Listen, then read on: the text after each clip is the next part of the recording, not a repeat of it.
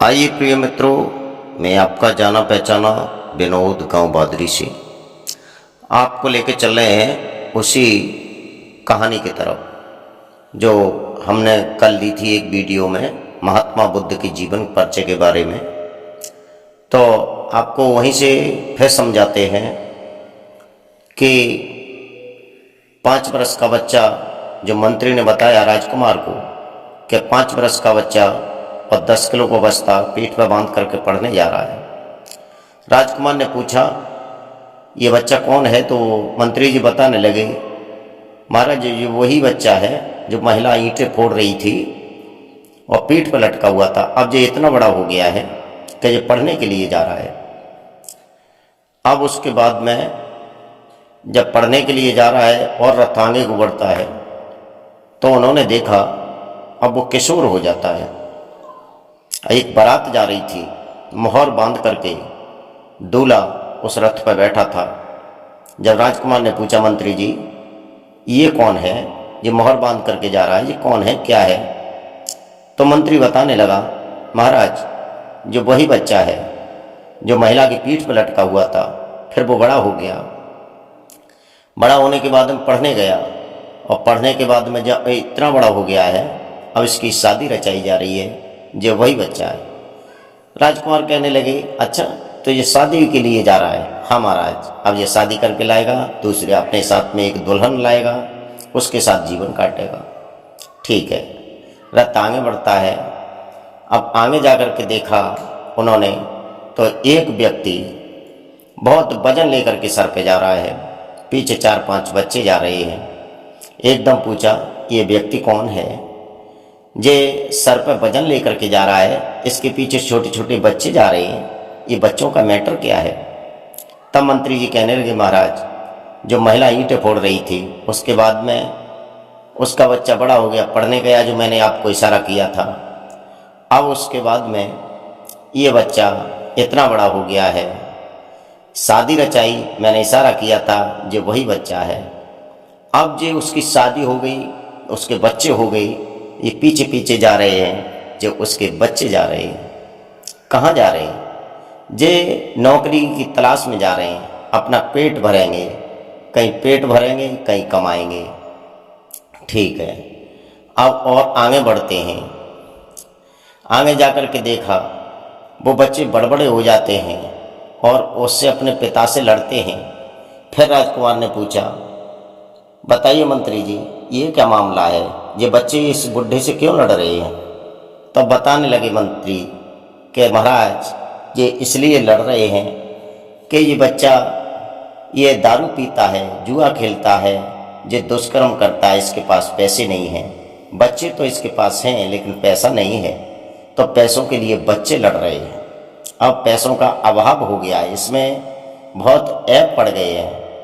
जो दारू पीना, जुआ खेलना, मीट खाना, खर्चा तो इसका बहुत है लेकिन इसके पास पैसा नहीं है, इसलिए ये बच्चे लड़ रहे हैं। अब और आगे बढ़ते हैं, रथ आगे बढ़ता है, दुनिया का भ्रमण कर रहे हैं। तो उन्होंने आगे जाकर के देखा एक व्यक्ति एक वृक्ष के नीचे बैठा हुआ है और बुरी तरह से वो खांस रहा है, छींक रहा है, थूक रहा है, सांस फूल रही है, बुखार में परेशान है, बुखार बहुत हो रहा है। जब रथ से नीचे नजर डाली वृक्ष की तरफ तो एकदम पूछा, ए मंत्री हमें ये बताइए ये व्यक्ति इतना परेशान क्यों है? इसे बुखार हो रहा है, दमा खांसी हो रही है, बार बार छींकता और खांसता है, खांसते खांसते इसके आंसू निकल आते हैं, पेट फूल जाता है, इसका कारण क्या है? मंत्री कहने लगा, महाराज पीछे मुड़ करके देखिए। आपने देखा कि पीछे एक महिला अपनी पीठ पर एक बच्चा बांध करके ईंटें फोड़ रही थी। उसका बच्चा बड़ा हो गया, पढ़ने जा रहा था, 5 वर्ष का बच्चा था। फिर वो थोड़ा बड़ा हो जाता है तो फिर आपने देखा एक दूल्हा रथ में बैठा हुआ था जिसके मोहर बंधा हुआ था, सेहरा सर पे था। वो शादी रचा के लाया, एक दुल्हन घर में लाया। जब दुल्हन का खर्चा नहीं हुआ पूरा तो उसने मेहनत की, जो आपने पीछे देखा होगा, एक व्यक्ति बोझा धो रहा था, वो मेहनत कर रहा था। उसके बाद में फिर आपको मैंने इशारा किया था कि वही आदमी 4-5 बच्चों को लेकर के जा रहा है और बच्चे परस्पर उससे लड़ रहे हैं पैसे के लिए, पैसा दो पैसा दो। क्यों? कि बच्चे उसने पैदा किए थे, उसका कर्म था, पैसा देना उसका धर्म था।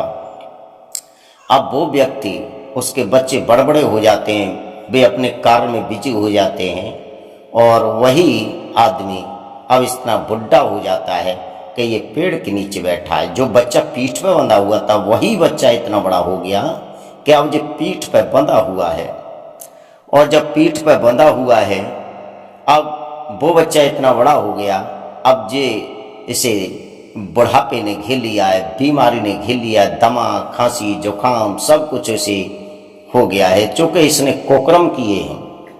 कर्म तो दुनिया करती है, कर्म होता है शास्त्रों के अनुसार, कुकर्म होता है, कुकर्म का कोई शास्त्र नहीं होता। कुकर्म तो एक योग के अनुसार, एक संगत के अनुसार मनुष्य में कुकर्म पड़ जाते हैं। कुकर्म यानी जिसे न करें वो उस होता है कुकर्म। अंडा खाना, मीट खाना, दारू पीना, वेश्यावृत्ति करना, धन को बर्बाद करना, बहन को बहन नहीं समझना, पत्नी को पत्नी का दर्जा नहीं देना, पिता से बार बार लड़ना। भक्तों, इसी वीडियो में एक बात और बताऊंगा मैं आपको कि लड़के, एक होता है लड़का, एक है तो एक ही, उसके नाम अनेक हैं। एक लड़का, एक पुत्र, एक बेटा। आप बेटा कहेंगे तो हृदय से शब्द निकलेगा, पुत्र कहेंगे तो होठों से शब्द निकलेगा, तरुआ से आवाज बन के आएगी पुत्र। और लड़का कहेंगे तो होठ बंद नहीं होंगे, जीव लड़खड़ा जाएगी, तब वो शब्द बनेगा लड़का। लड़का जो अपने माता पिता से व्यर्थ खर्चों के लिए परस्पर लड़ता रहता, उसे कहते हैं लड़का। और बेटा कभी लड़ता नहीं है, माता पिता के हृदय की बात को जानता, उनकी सेवा करता, उसे बेटा कहते हैं। और पुत्र का तो दर्जा ही कुछ नहीं है। पुत्र तो उसे प्राप्त होता है जो जीवन में कभी दुष्कर्म नहीं करता, कुकर्म नहीं करता, उसे पुत्र मिलता है। भक्तों, एक बात और मैं बताऊं, कोई कमी हो तो बताना। मेरी वीडियो में मेरा नंबर है 95 48 770 762। इस पर मैं मिलूंगा आपको, तो जो कोई शंका हो इसका कोशिश करके हम आपका समाधान करेंगे। मैं ये बताने के लिए जा रहा हूँ कि 3 प्रकार का, एक ही लड़का 3 नाम होते हैं। जो कुकर्म करता है वो शास्त्रों के अनुसार नहीं करता, उसे तो लड़का ही कहते हैं। और शास्त्रों के द्वारा करता है, माता पिता की बताई हुई बात पर चलता है, उसे पुत्र और बेटा कहते हैं। तो इसमें आपको कोई संदेह हो तो मुझसे बात करें। और अब आगे चलते हैं। तो जब राजा का राजकुमार आगे बढ़ता है मंत्री के साथ में, तो उन्होंने देखा एक अर्थी जा रही थी। अर्थी पे एक व्यक्ति लेटा हुआ है, यानी मुर्दा जा रहा था, और 4 आदमी उसे ले जा रहे हैं। उसके पीछे कुछ और भीड़ जा रही है। तो राम राम सत्य है, सत्य बोलो तो मुक्त है, ये कहते हुए जा रहे हैं मरघट की तरफ।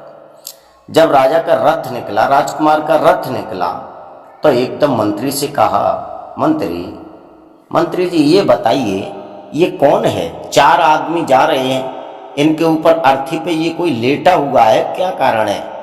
एकदम मंत्री जी हंस के कहने लगे, राजकुमार आपको नहीं पता ये कौन है? ये वही व्यक्ति है जो एक महिला पीठ पर अपने बच्चे को बांध करके ईंटें फोड़ रही थी। फिर उसका बच्चा थोड़ा बड़ा हुआ, पढ़ने के लिए जाता है, मैंने इशारा किया था। वही बच्चा और बड़ा हो जाता है तो शादी रचाता है।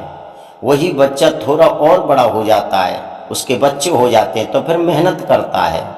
फिर वही बच्चा और बड़ा और बढ़ जाता, उम्र में आ जाता है, तो उसके 4-5 बच्चे पीछे लग जाते हैं, जो मैंने पीछे बताया था आपको। अब उसके बाद में आपने देखा एक व्यक्ति जो वृक्ष के नीचे बैठा हुआ खांस रहा था, बुखार से लथपथ था, और वही व्यक्ति अब मर गया है, मृतक हो गया, मर गया। उसे लेकर के शमशान के लिए जा रहे हैं। राजकुमार कहने लगा ये सब मेरे साथ होगा। मंत्री कहने लगा महाराज होगा नहीं, निश्चित होगा। क्यों? कि पंच भौतिक शरीर लेकर के जो प्रकट होता है उसके साथ में ये क्रियाकलाप सबके साथ होते हैं। आप नहीं, मैं नहीं, आपके पिता नहीं और संसार की दुनिया नहीं, सबके साथ ऐसा होता है।